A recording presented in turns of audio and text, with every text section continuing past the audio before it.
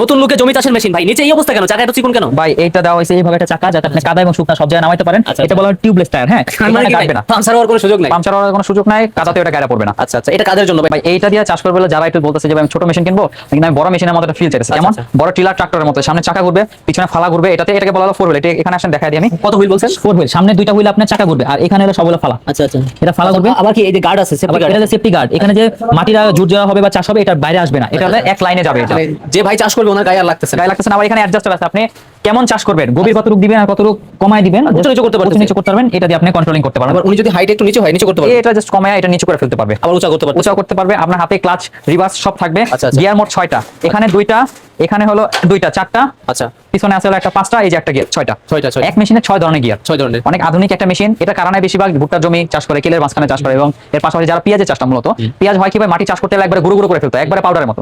তাদের জন্য এই মেশিন 186 ডিজেল ইঞ্জিন, এটা দেখাবেন 186 মডেল ডিজেল ইঞ্জিন। এটার দাম রাখতেছিল আমরা 1,05,000 টাকা, 1 বছরের গ্যারান্টি, 10 বছরের সার্ভিস ওয়ারেন্টি। শুধুমাত্র কৃষি বাংলা মেশিন আছে, আসলে পেয়ে যাবেন 1,05,000 টাকা, 4 হুইলার 10 গোড়া ডিজেল ইঞ্জিন।